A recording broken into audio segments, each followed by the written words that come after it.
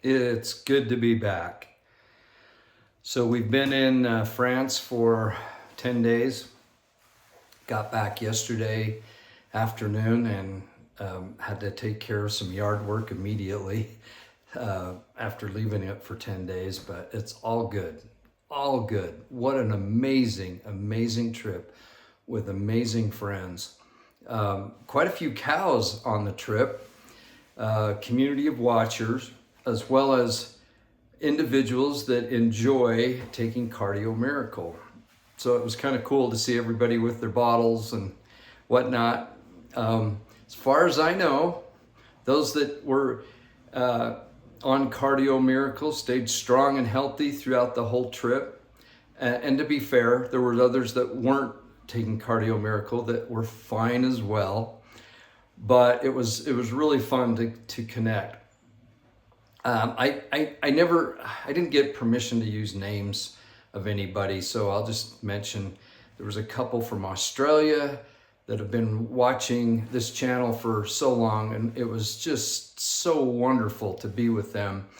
Other individuals, some sisters, a pair of sisters that came together, couples, people. It was an amazing, amazing tour, all done through Legacy Tours right here in Utah, who put together these tradition trips. So they're specific. Now that doesn't mean that that's what the whole trip is about, but this was Traditions of Mary Magdalene in France. Most of it in southern France. And then the last few days we worked towards Paris. It was incredible, absolutely incredible. The things we saw, the places we went, the things we felt, it's quite a thing. For me, I can read all day long, I can study all day long, but I need to be at the places. That's how I am, in order for it to sink in. I remember the first time I went back to Nauvoo and Carthage, Adam-on-Diamond, Jackson County, Liberty Jail. You know, these places of significance, Palmyra, Sacred Grove, all those places. I remember the first time and how church history just came alive, and the blessing I felt of the witness of Joseph Smith as a prophet of the Restoration, the Book of Mormon, all those things. And I had it before, but it didn't crystallize. It didn't go deep into my soul until I went to these places. Now, I'm not saying everyone has to do that. I'm talking about me. So that's why I'm so passionate about Israel. It was nice to think about, and where Jesus walked, I had no idea. Galilee, Jerusalem, how far, what the ground looked like, what the trees looked like, what the air smelled like. I had no idea.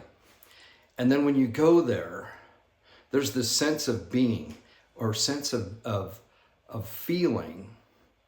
And I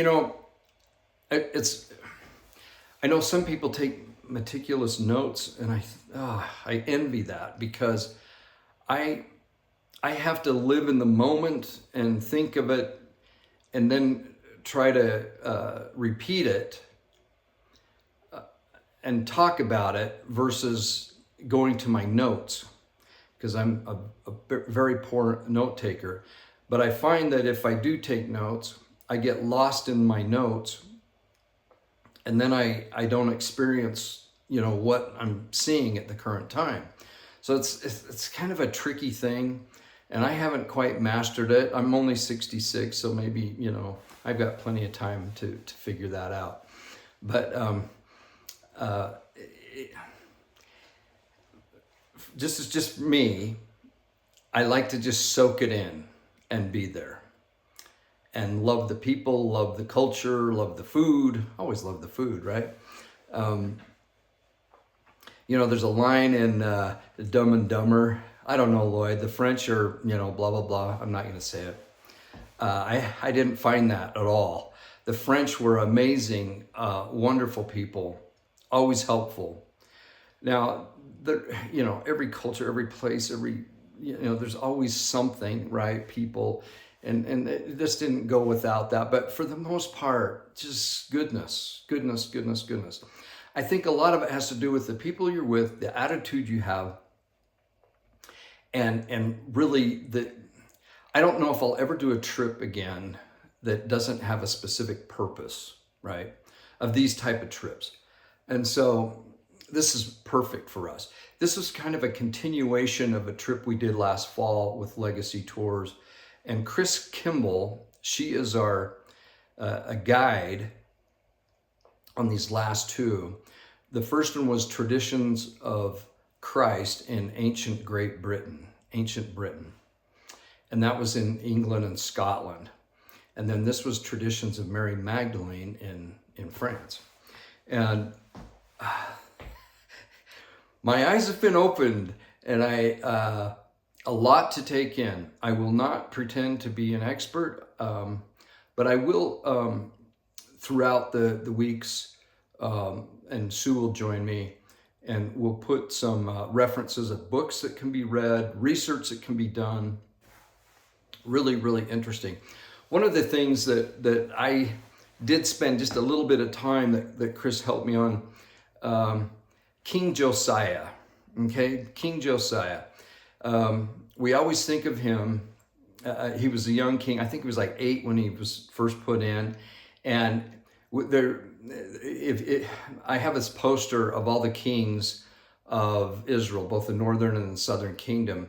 And it has little smiley faces or frowny faces if they were a good or a bad king, right? So smiley face, good king, frowny face, bad king, as far as Israel goes and being square with the Lord.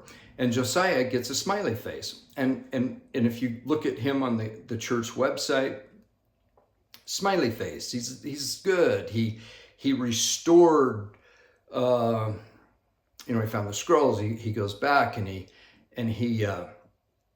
gets rid of the sacrifice to Baal and all those things. So we go, good.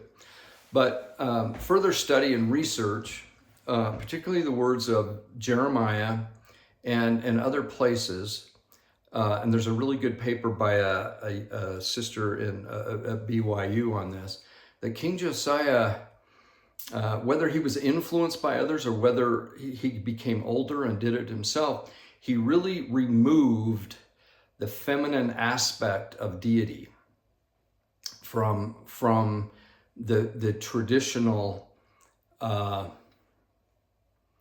Hebrew Israel dialogue and belief. That's where it got removed.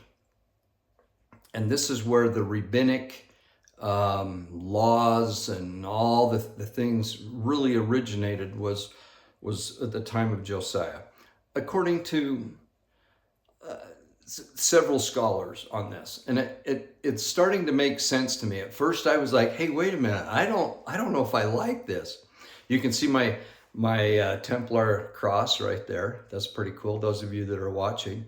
So on just a linen piece. I love that. Oh, I was going to show you.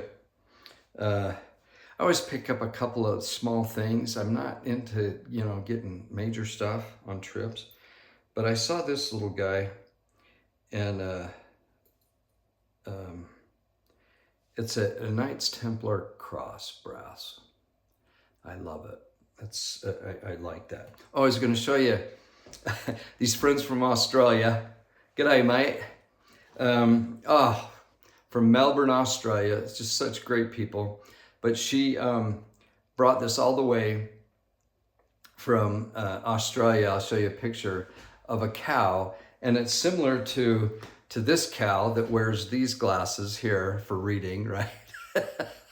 But I love them, and I know I look goofy on them, but 66 again, you can get away with stuff like that. But look at this, check this out. Can you see? Is that the best? Yeah, if you're able to view the YouTube video, you really got to check that picture out. Is that just so awesome? Yeah. So this is going to go back here for a while. And that'll be our cow background for a while there. You can see it there now. Anyway, okay. So lots of things to talk about. I'm just going to go over the itinerary really quick. Some of the places we traveled. I'm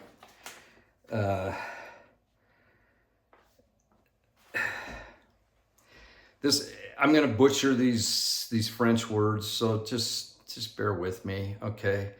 I learned a little bit of French, enough to get along, and greetings and whatnot. But so we flew all the way to Marseille, southern France, right on the Mediterranean. Just beautiful. And so you fly to Paris, Salt Lake, direct to Paris, and then another flight, a couple hours down to Marseille.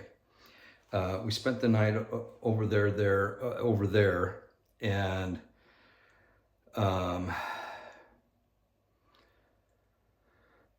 the next day, and we did something, but I can't remember. I'll have to look at Sue's notes. But the next day was so interesting. We drive to Saint Baume, or Holy Balm, the grotto of Santa Maria Magdalene. This is where legend says or tradition is that Mary lived in this grotto for 30 years, Mary Magdalene. Now here's just some thoughts on this, okay? Where this comes from, it can be historical, it can be the traditions of the places where these things happen, and it becomes more and more evident that it's not just a nice thought, that something actually happened here. Now, with Mary Magdalene, there's a couple of different traditions. In a lot of the paintings we saw on this trip and the ones in England and Scotland, Mary has red hair, very fair skin. She looks Celtic. She looks Celtic. So you're like, what? We learn that Mary and Magdalene Tower, it's not really, she's probably not from Magdala, but these are just thoughts. She's probably Celtic. There are legends, traditions that Christ, during that long period of time where we just don't know, between the time he's teaching in the temple until he shows up teaching in Nazareth, and then is driven out off the rocks, the cliffs. If you've been to that area, you know it and you see it, and you can look out and see the cliffs where they were trying to throw Christ off the cliffs, and he just walks right through them. And then he makes his journey down to Capernaum from Nazareth, down that nice long valley. And it's all the Galilee region, right? But there's this space of time. Now, Joseph of Arimathea plays a key role in this. He was very wealthy. He traded in tin, and he had traveled to this area. You'd first go through the Mediterranean, and people traveled, guys. We just have to get out of our head that 2,000 plus years ago, people just, didn't have the ability, so they just stayed put in their little village. But that's just not the case. People moved around. So with all these relations in the church, the early church under Christ, there were a lot of relations there. People that knew each other, people that were blood, people that were related. Now, there's some good evidence that Joseph Mary's husband, had been married before, had the children, or Jesus's stepbrothers, if you will, but that Mary, Mother Mary, the Virgin Mary, came here to earth with a specific assignment. And I'll have Sue talk more about this. I think she has a better handle on it than I do, but she came here with a specific assignment, if you will, calling, being chosen to bear the Son of God. And that's it. She didn't have other children. Okay. The other children came from Joseph, previous marriage, wife died. He marries Mary. Okay. These are just thoughts. Okay. These are traditions. These are understandings. Joseph of Arimathea is related to this family. He trades in tin. He trades in northern France, southern England, Glastonbury in particular. It's a cool place. I recommend it to everybody. If you can get there, you'll feel it. So during this time period that we don't really know much about Christ, for 15 years, roughly, he most certainly would have traveled there, the tradition says. And this is perhaps a place where he had met Mary Magdalene and then brought her back. Okay, and they married there in England, probably. So, a thought that I had, now there's another thought that the marriage or the wedding that we have where Christ performs, some say his first miracle of turning the water to wine in Cana, which you go to that town and you feel you feel the spirit of it again, of this event taking place. Many people feel that was Mary and Christ, Mary Magdalene and Jesus Christ's wedding, okay, that he was married. Now this might freak you out to even talk about Jesus being married, because we don't mention it much in our church. I have been so immersed in it now for a few years that I just talk about it like, well, yeah, hello. And so just don't take, obviously most of you don't take my word for anything, so I get that. But this is just my feeling that this is a no-brainer for me now. Christ would set the example with baptism to fulfill all righteousness. That example would have continued. He was known as a rabbi. Rabbis need to be married. The groom provides the wine at the wedding. So Jesus would have provided the wine, right? You can just go on and on and on. Joseph had died already. Oh, there were some beautiful stained glass depictions of Christ with Joseph. His dad that his earthly dad, let's say, that taught him carpentry, taught him the ways, the culture, the Jewish culture. You know, we just don't know. But holding his hand, Joseph is laying there, and then Mother Mary there as well, the Virgin Mary. Beautiful depictions. We have beautiful depictions of. There was one stained glass in one of the cathedrals. These are built like 1100, to 1300 AD. They're just, you cannot describe the feel and the beauty of the cathedrals that we visited. This is where you find the evidence and the traditions. And I know I'm all over the place, but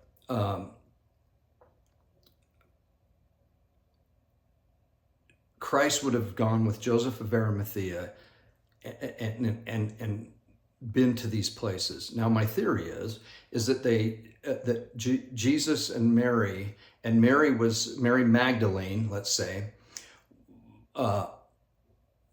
was chosen as well to be the companion, the eternal companion of Jesus Christ. She was the disciple. what did they say? She was the apostle of the apostles. She was the first to see the resurrected Lord. That is the definition of being an apostle, to witness of the resurrection. And so she is it. And you know, we've all seen the Da Vinci Code and watched that and seen, you know, Mary and the chalice and all those things. And that movie is based on very, very good tradition and evidence that Christ was indeed married and had children, and married to Mary Magdalene, excuse me. So Christ goes, he gets married, but when he comes back, this is just my theory, he would have a traditional Jewish wedding with the family as well. So this was, it's no different than in our culture. You know, if you're a Latter-day Saint, but you know the bride or the groom's family isn't really into the church at all, they miss out on all the temple sealing and all that kind of stuff. So there's a, you know, you've been involved in it, I've been involved in it, where you almost have like two different weddings, right? One for those that can witness the you know, the placing of the ring and somebody saying some words and say, you know, you're married, or just have a ring ceremony and then they get sealed in the temple. And so the sealing is different than the actual wedding. You know, we've seen these kind of things. My guess is this is a theory of mine, and that would tie in Cana as well as Christ being married in probably Great Britain, in Glastonbury, or in that region. And then Mary comes back. She's red hair, Celtic looking. This is how she's depicted so many times. So many times. She's usually in red. Is that right? And the Virgin Mary in green. I might have that backwards. I'll check it out. Now, within the Catholic Church, and we'll talk about time periods and stuff, but early on, maybe 300, 400, 500 AD, a particular pope really wanted a little bit more control, and he wanted to eliminate Mary Magdalene out of the picture, right? And we'll get specific on this, but I'm just giving you just the stuff that's rambling around in this Chrome Dome here. But he's the one that started portraying Mary Magdalene as a prostitute, having all these issues, and the 7 demons were this or that, you know. And so the big driving force for hundreds and hundreds of years was demonizing Mary Magdalene. Well, the Catholic Church, not that long ago, changed all that and said, you know what, we had it wrong. And she's actually a saint now. But during this long period of time, there were elements of believers that wanted to keep the idea of Mary Magdalene being very significant and married to Jesus. There's a little church up in Scotland that shows Christ, Mary, pregnant, and they're together. There's endearing stained glass depictions of Christ and Mary Magdalene.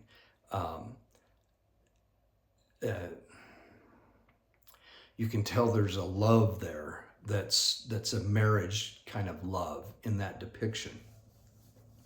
So the Catholic Church has changed, but during that long period of time, the believers had to conceal, because they still believed in Mary Magdalene, so they would confuse the Marys. And my theory is that it's not by mistake that we call them both Marys. And it's, you know, sometimes you go, well, is that Mary Magdalene or is that Mary the Virgin Mary? And the answer sometimes is yes. But they have the Black Madonnas. The Black Madonnas, tradition is that the Black Madonna was a way to say, okay, yeah, this is the Virgin Mary, wink, wink, nod, nod. But it actually was Mary Magdalene, okay, with a child. So we went to several cathedrals. I just got goosebumps. I don't know if you can see them. With the picture and the depiction of the Black Madonna. And I don't know, it's just the feeling you get. It's so penetrating.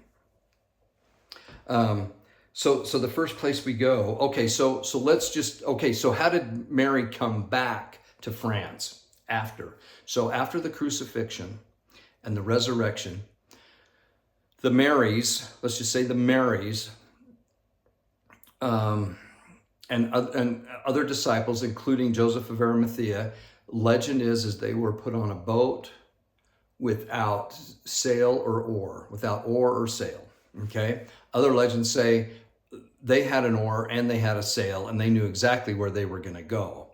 And they went through the Mediterranean and they went to France and landed in southern France. So either one,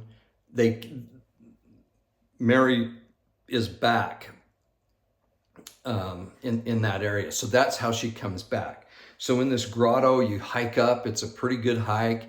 And you're on a side of a cliff mountain. And in there is this beautiful grotto. And we ended up, there's just so many cool things. In the town below the grotto, where Mary, tradition says she lived there for 30 years, they found a skull that dates back to first century of a woman. Many believe that was Mary Magdalene, and her skull is in the church in the village, in the cathedral there. And in the Basilica Saint Maximum la Sante Baume, where Mary Magdalene was said to have been buried. Then we had this cool experience. So below the grotto, they usually have a mass up there, but this was on the day of Pentecost, which is originally a Jewish holiday, one of the appointed holidays from the Lord. 50, the Shavuot, the festival of weeks, right? Well, Christianity adopted Pentecost as in Acts chapter 2, right? Of the Holy Spirit, the conversion. Many people think that took place on the southern side of the Temple Mount, where all the mikvahs are, and the steps up to the southern steps that would have led right from the Gihon Spring right on up the pilgrimage road. And so Christianity celebrates, and particularly the Catholic Church, Pentecost, okay? Different than how the Jews do would. But instead of having this mass up in the grotto, which wouldn't hold everything, they had the mass down on the flat. But then the monks there provide a big luncheon, and we were able to go to that luncheon presented with the monks, and they served and they did, and it was just so awesome, and the food was so good. It's just a treat, to have that. Okay, so we did that.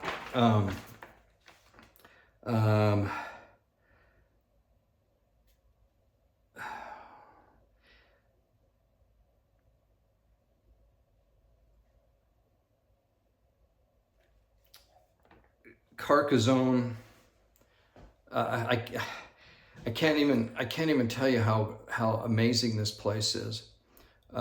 Traveling to Carcassonne,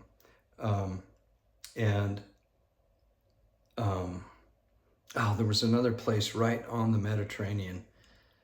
that had a Black Madonna in it, I think, and I'll have to get my notes there. A smaller church, just beautiful. But look up Carcassonne and look up Cathars, the history of the Cathars. So they were more free thinkers, and you know, the church and free thinkers never really worked together. So there was an inquisition, and thousands of Cathars were killed. And you can look this up. So we studied about Cathars, and in the place of Carcassonne is like the whole area was a real center of the Cathars. Quite a history, and a bit of a dark history there. But we stayed there several days, or a few days, and the walled city, it's just magical.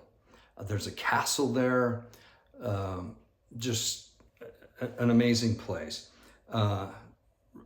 Rennes-le-Château, R-E-N-N-E-S, Rennes-le-Château was probably one of my favorite places. There was a tower dedicated to Mary Magdalene, a small chapel. We had some time for meditation. This guy was so cool. That's where I got my little bronze Templar cross. Now, the Templars had a lot to do with this. So you can't follow the traditions of Mary Magdalene without following the Templars, because they were very instrumental in keeping this tradition alive, and having to do that.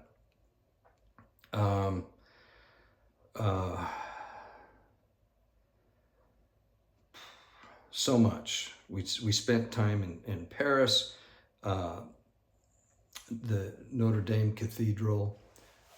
Is, you remember the fire a few years ago, so it's not, you can't go in. Hopefully by December they'll have it open up. Paris, we flew from southern France to Paris, and it was kind of a crazy city. You had the French Open going on, getting ready for the Olympics, and this convergence of all these people. But it was awesome. It was absolutely awesome. And the sights there, the Eiffel Tower, we personally didn't get into the Louvre. That'll be another trip. So there's just so much to see, so much to do. And we've never been to France other than flying into the Paris airport on our way to the Middle East. And if you don't get that opportunity, to focus on those things, you got to break it up, right? But the Chartres Cathedral, maybe an hour drive with traffic and stuff from Paris, was the end of our trip. And that is, and there's so many other places I haven't even mentioned yet, and I'm sorry, but the Chartres Cathedral was one of the churches that the Knights Templar, as they advanced, it was one of the places where they would go. So they actually made journeys. I think it starts in Spain, I believe, and goes right up to the Rosslyn Chapel in Scotland. That's the end of the degree of becoming a Templar, and it took years. It took years for this to happen. Well, the Chartres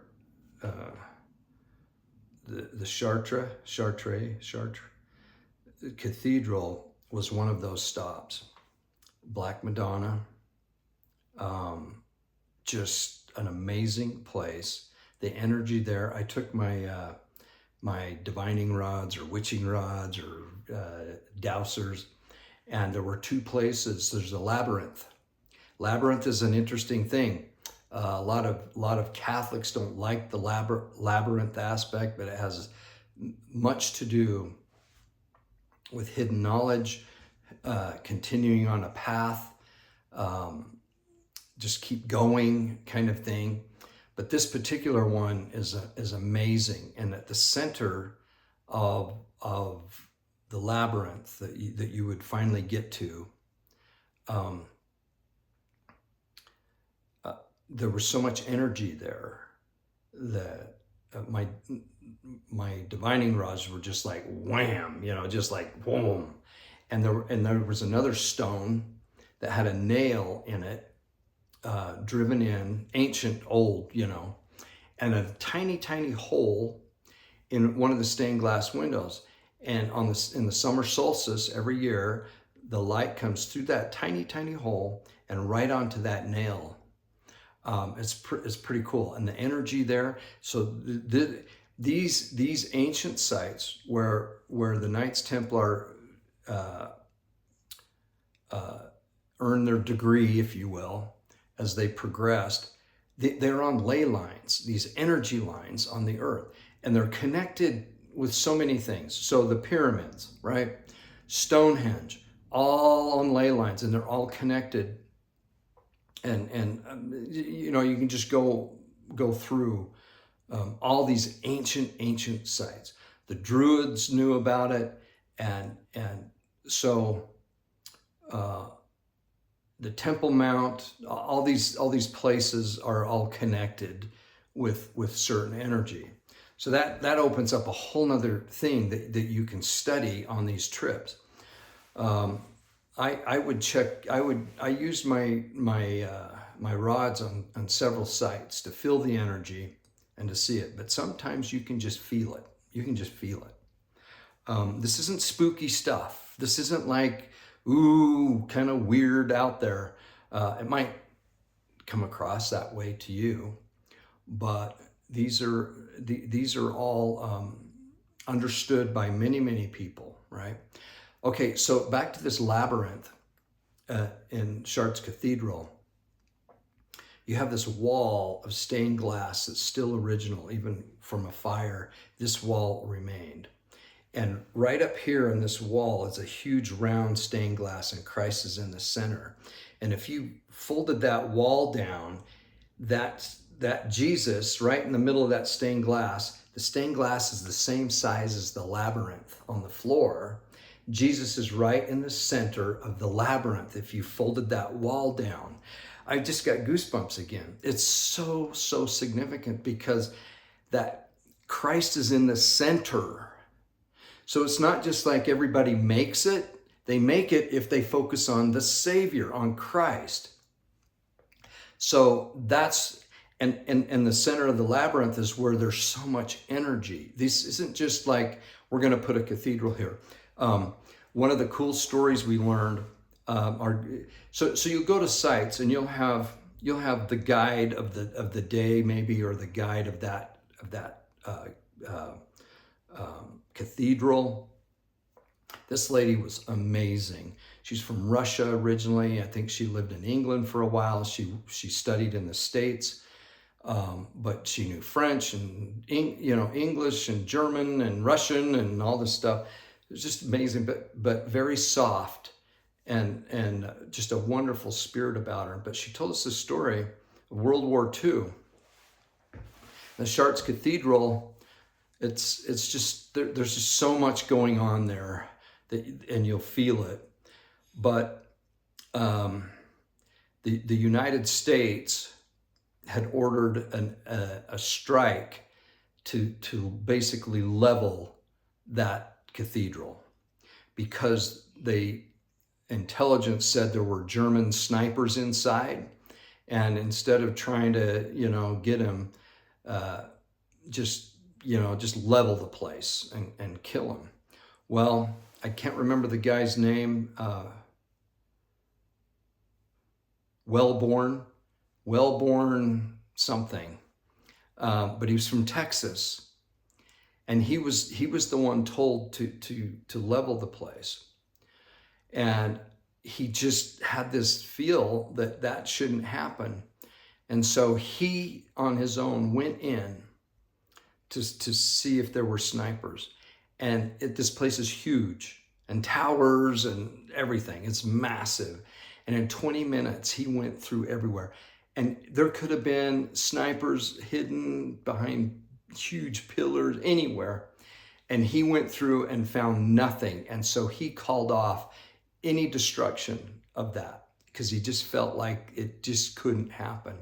And a few hours later, they pushed up. So he saved the cathedral, the Chartres Cathedral. He saved it.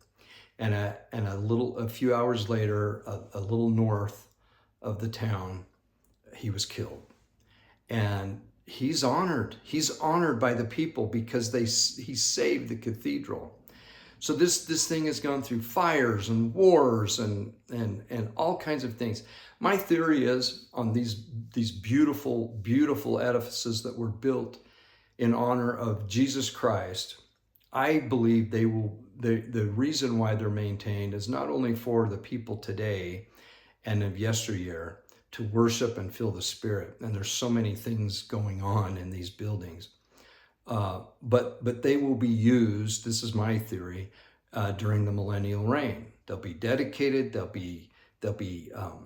there's a reason that they're preserved. And it's for the reign of Jesus Christ. That's my opinion. So we'll talk more about this kind of stuff.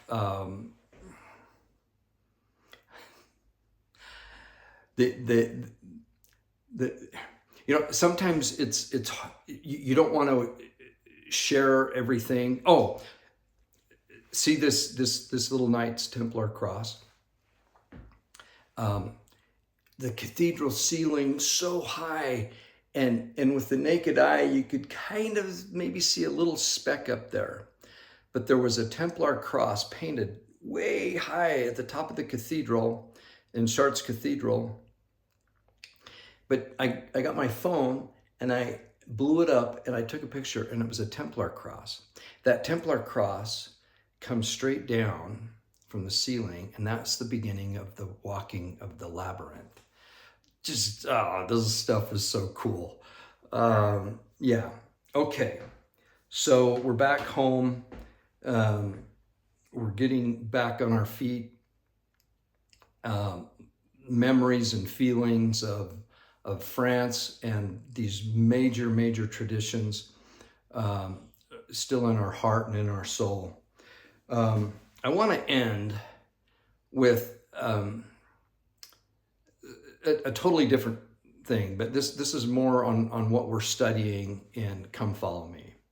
I always like these little parts, and this kind of goes behind a little bit where we are and ahead a little bit, but it's this idea of what a seer is and what seers do, and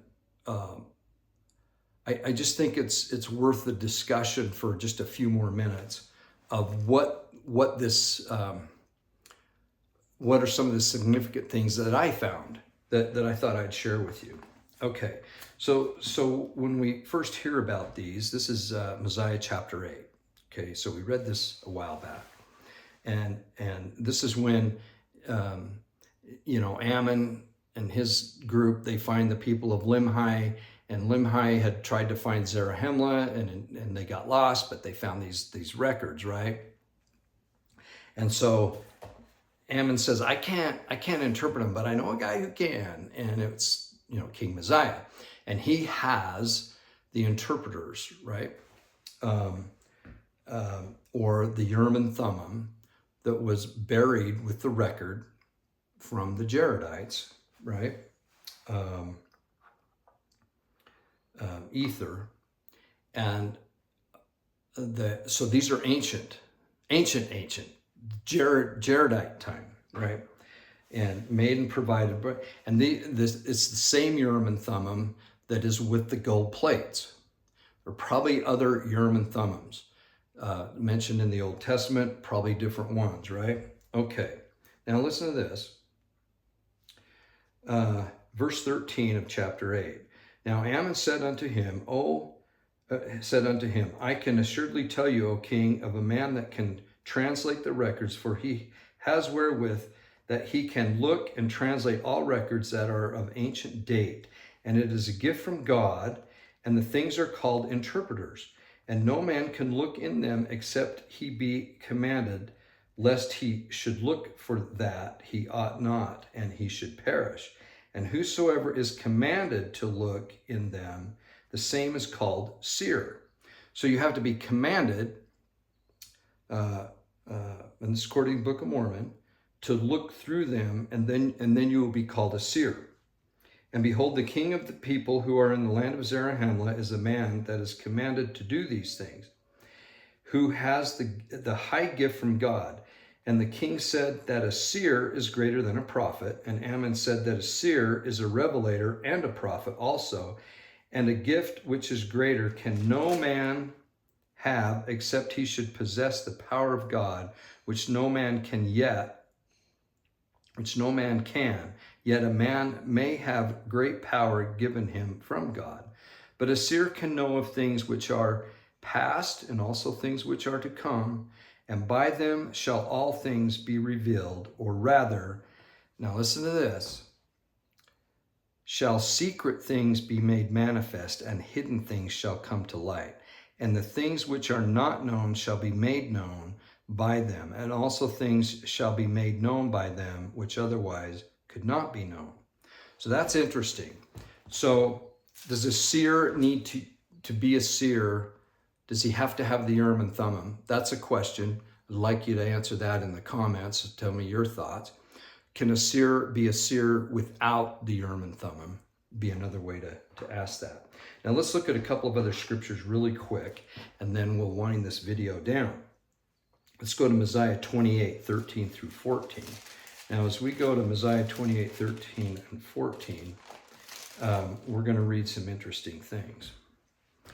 And now, okay, so these are the sons of Mosiah, and they go to preach to the Lamanites. Mosiah translates the Jaredite plates with the two seer stones, okay?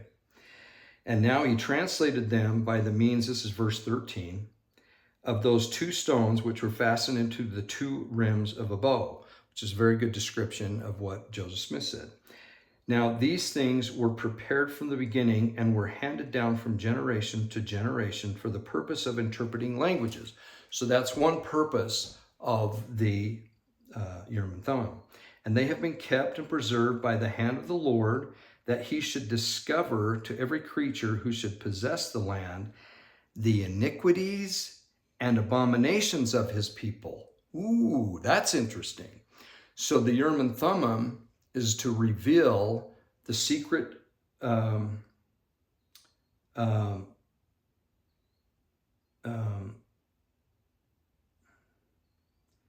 preserve the land, should discover in every creature who possesses the land the iniquities and abominations of the people. And whosoever has these things is called seer after the manner of old times. So there again, we have this like it's like a hidden knowledge of the people and their secret combinations and their abominations that they're doing. So a seer would be saying, hey, this is what's going on around us, or this is what's going to happen in the future. This is what happened in the past. And we can see that translation of those plates by Mosiah that's now in the Book of Mormon, in the Book of Ether. We can see their secret works. And it's incredible, you know. So let's go to another scripture and see if we can triangulate this and continue to identify it. So let's go to Alma 37, verse 23. So Alma 37, verse 23. And listen to this one. This is really good. Okay.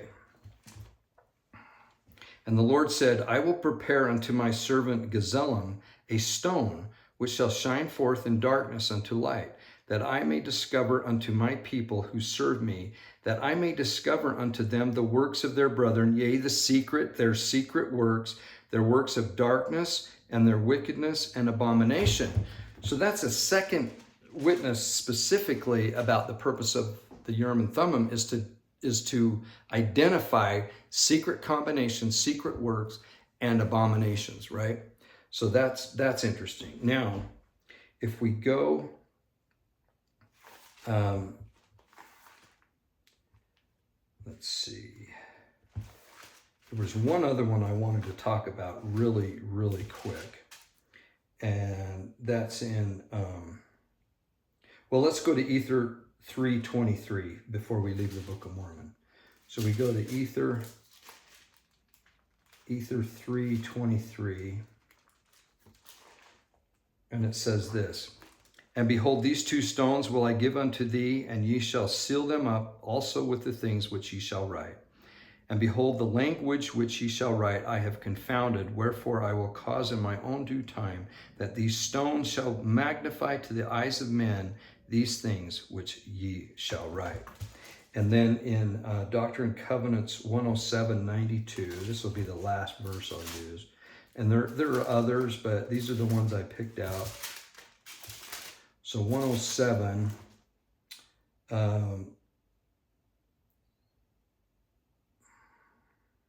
92. Well, I'll start in 91. And again, the duty of the president of the office of the high priesthood is to preside over the whole church and to be like unto Moses. Behold, here is wisdom, yea, to be a seer, a revelator, a translator, a prophet, having all the gifts of God, which he bestows upon the head of the church. Okay, so then this gets into, we sustain the 15 men as prophet, seers, and revelators. So question that I would love a comment on is, do you feel that the 15 men have access to the Urim and Thummim? If that would be required? Is it a symbolic sustaining that they have the keys but not active to do that? That's kind of where I'm leaning towards. In other words, it's like a calling of a bishop of a ward. It's an office, right, in the priesthood, but he's a bishop for, say 5 years. That seems to be kind of the standard. And then he's released, right? And he still is a bishop. But the keys of being a bishop for a particular ward are gone, or they're not active, but he's still a bishop, if that makes sense. My feeling is Joseph Smith is the seer, the prophet, seer, and revelator of the restoration. Those keys are handed down, but it is forever the keys he will hold, Joseph Smith, right? That's what the hymn that we sing. Praise to the man, forever the keys he will hold. So my personal feeling, and this is just me, that they do not have the Urim and Thummim, and they do not interpret language, or they do not use the Urim and Thummim because they don't have it to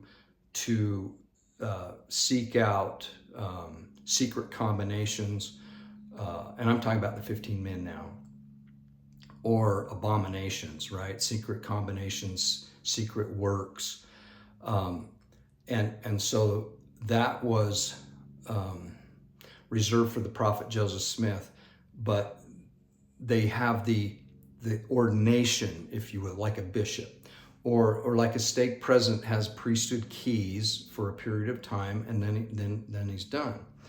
And that is not an office. So a stake president, once he's done, right?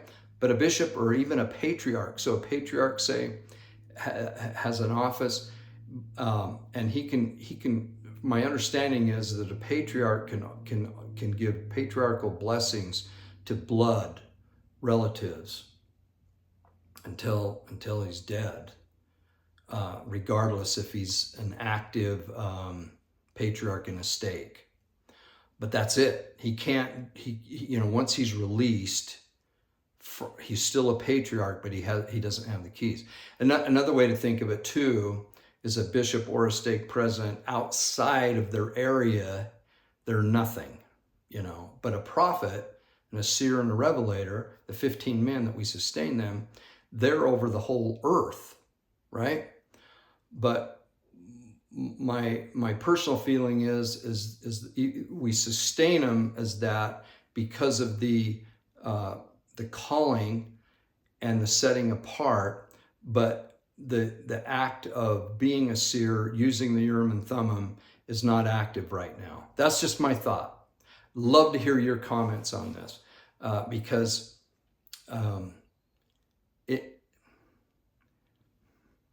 Joseph Smith would use them. He would state that he used them.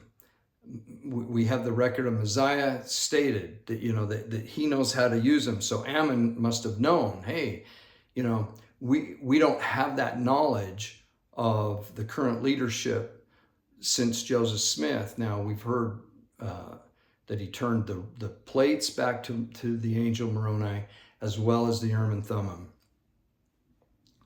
That's kind of the understanding. So unless they were brought back for a specific reason.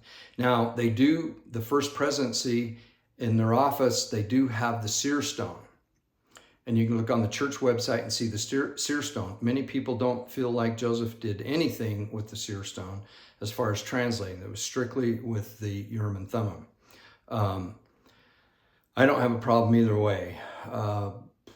I think Joseph Smith could have used anything to do it, but certainly used the Urim and Thummim. I feel like he did use the seer stone, and as well as I feel like he had the ability at some point to just translate, right, without using the objects. That's just my thought, and I'm open to any combination or eliminating some of those things other than the Urim and Thummim. That's a definite, right, that he used the Urim and Thummim for much, or if not all, of the translation. But there are some other pretty significant historical evidence that he used a stone. First presidency has that stone.